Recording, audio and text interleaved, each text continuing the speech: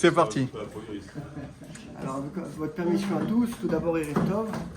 On va revenir avec Bezrat Hashem sur l'épisode qu'on a vu la semaine dernière concernant Yosef lors de la révélation de l'identité, de la véritable identité du Moshel, du Mashbir, du gouverneur, Yosef Hatzadik. Et là, on voit qu'il se révèle, il révèle son identité. Et que nous dit le Passouk? Les frères étaient tout simplement en incapacité de pouvoir réagir, de pouvoir répondre, Kinivahalom Ipanav. Car ils étaient effrayés, ils étaient ébranlés à l'idée de l'information qu'ils avaient reçue. C'était pas évident à encaisser, à intégrer. Ce qui serait intéressant de savoir, c'est, pour nous en tous les cas, pour moi du moins, lorsque je lis ce genre de psukim, cela peut que susciter une certaine émotion. Ça génère des sentiments, peut-être même bien une petite larme, malgré qu'on a l'habitude, lorsqu'on vit vraiment la paracha, ça suscite en nous, ça génère une certaine émotion. J'aurais bien aimé essayer de voir avec vous quelle est l'approche de Chazal, de nos maîtres, concernant ce genre de psukim. Est-ce qu'eux aussi sont des sensibles et cela génère aussi ça, ou pas du tout, ils prennent leur distance lorsqu'ils lisent ce genre de psukim. On va porter un midrash, dans Midrash Rabbah, Amar Abba Cohen Bardella. Que nous dit Abba Cohen Bardella? Il nous dit Oy lanu miyod din, Oy lanu miyom atochacha. Malheur à nous pour le jour du grand jugement, le jour du reproche, le jour des reproches. On voit bien qu'il prend comme preuve, comme source, notre pasouk. Si déjà les frères de Yosef ont réagi de cette manière, avec effroi, avec perte et fracas, lorsque leur petit frère leur a dévoilé son identité, Kol Sheken, lorsque nous devrons rendre des comptes à Kadosh Baruch Hu, qu'est-ce qu'on va dire? Allons avoir un quelconque argument à présenter, à livrer, à offrir à Kadosh Baruch Hu? C'est impossible. Qu'est-ce qu'on voit de ce Abba Cohen Bardella? C'est l'approche de Chazal. Chazal, effectivement, comme nous, comme moi, ils avaient justement cette capacité de générer des sentiments, mais cela ne s'arrêtait pas là. C'est pas un roman. C'est pas un roman qui peut générer des émotions, du suspense, et ainsi de suite. Ils prennent cette émotion et ils le rendent pratique. L'émotion, c'est bien, mais ça reste métaphysique, ça reste des sentiments, ça reste de l'air. Ils le prennent et ils le matérialisent. C'était des grands pragmatiques, tout simplement. C'était des gens pour qui avaient devant eux, le but ultime, c'était d'avoir des connaissances, de développer leurs connaissances, leur compréhension, appréhender les choses et les intégrer. Mais pas seulement les intégrer, parce que l'intégration n'est une intégration réussie uniquement si elle nous amène à l'action, comme ce qu'on voit dans la guérette à Ramban, dans la fameuse lettre que le Ramban a laissée à son fils. Lorsque tu fermes ton Sefer, ne va pas vaquer à tes occupations. Tu prends et tu essayes immédiatement de trouver de quelle manière tu peux appliquer ce que tu as appris. Et ça, c'est exceptionnel de voir l'approche de Chazal concernant ces psukim. C'est une leçon tout à fait édifiante pour chacun d'entre nous.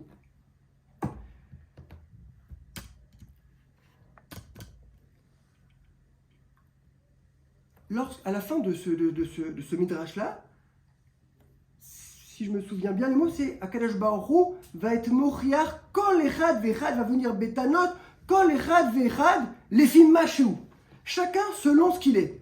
Donc de prime abord, qu'est-ce que cela veut dire? Chacun selon ses capacités.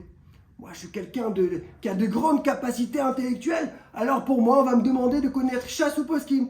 Mais des gens simples, des gens qui n'ont pas ces mêmes capacités, des gens... Alors, chacun selon son niveau, c'est quelque chose de logique, de légitime et qui est tout à fait bénin.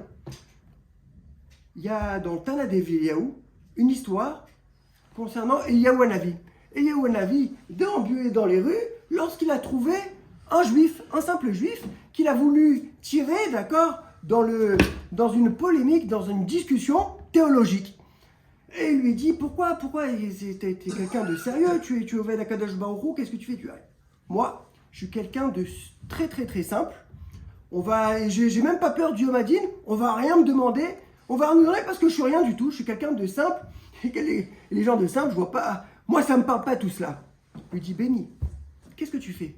Quelles sont tes occupations? Dis-moi, je suis un pêcheur. Un pêcheur. Elle dit, un pêcheur.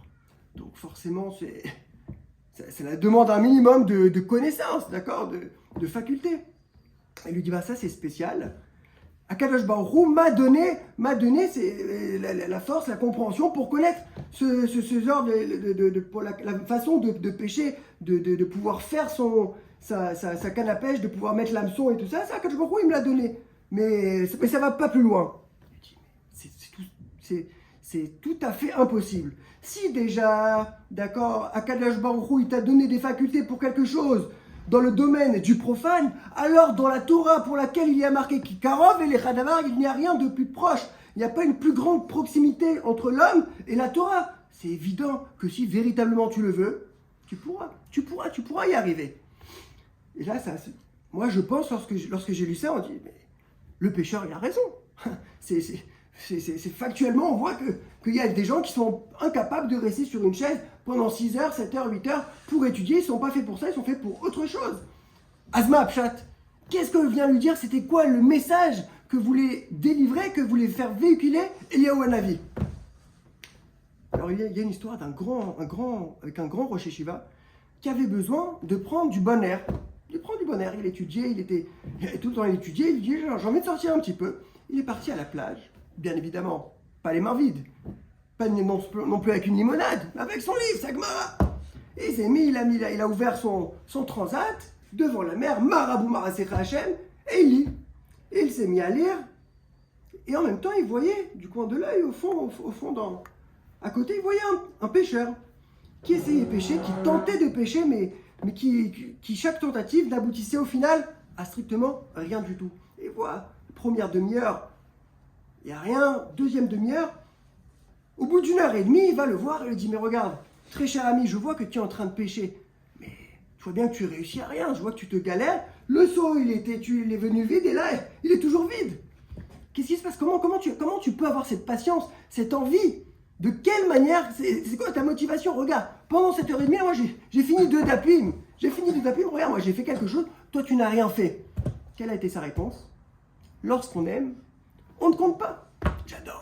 J'adore pêcher, c'est ma folie. Après la totale, l'aboutissement, le produit, si, je pêche, c'est bien. Mais sinon rien. Mais rien que le derrière, le cheminement, la façon, c'est quelque chose qui me transcende, qui me fait plaisir, qui me fait kiffer. Et là, il a compris, il a dit, c'est exactement ça le pshat. On pourrait croire, quand les filles d'Argato, qu'on pourrait au final se soustraire des véritables obligations parce qu'on va se sous-estimer. Je ne suis pas capable. Je suis un simple juif. Qu'est-ce qu'on me demande de connaître tant et tant de choses, des choses compliquées, Gemara, Rashi, Tosfot, Rishonim. Ça donne le tournis, ça donne le vertige. Mais au final, la réponse, elle est simple, elle est comme tout. Il faut aimer. Il faut aimer, donc au final, qu'est-ce qu'il faut faire? Il faut, mais c'est bien facile à dire, c'est un apprentissage. Il faut apprendre à aimer. L'amour n'est pas forcément naturel. C'est comme même les bons plats tunisiens, moi en tant que tunisien, je me rappelle qu'au tout début, l'abkaïla et la damrout, c'était dur. 1 fois, 2 fois, 3 fois, jusqu'à aujourd'hui maintenant, je ne peux plus m'en passer. Donc on voit que même l'amour, ça s'apprend. C'est quelque chose qui s'apprend, c'est quelque chose qui s'intègre. Et c'est pas pour rien. Tous les matins, que lorsqu'on lit les Birkot HaTorah, qu'est-ce qu'on dit? On intègre une notion qui paraît étrange, singulière. Ve'arev Hashem Elokeinu. Et Hashem fait en sorte que la Torah soit agréable à notre bouche. Est-ce qu'on fait ça pour les autres mitzvot? Quelle distinction entre le Limud Torah et les autres mitzvot? C'est que le Limud Torah, c'est Kol Verega, comme il pose avec le Rambam. C'est une obligation chaque instant. Ce qui veut dire c'est la chose dans laquelle on va devoir investir tout son être, c'est dans la Torah. Donc c'est forcément quelque chose de très très difficile. La seule façon, et ça c'est le grand Yesod, la seule façon de pouvoir adhérer à 100% à cette Torah, c'est Ve'arev Hashem. C'est qu'elle soit agréable. Et c'est pas pour rien que Ve'arev, c'est Milachon Tarovet. Pour pouvoir, d'accord, faire quand? Pour pouvoir adhérer avec cette Torah-là, pour pouvoir se mélanger. Tarovet de Bassar Bechalav, un mélange de Bassar et Chalav. Pour pouvoir se mélanger, faire fusionner avec la Torah, il faut l'aimer. Et c'est ce qu'on apprend à Bezrat Hashem, de développer cet amour inconditionnel pour la Torah. Baruch Adonai, Olam Amen. Chazak Baruch, Chazak Baruch.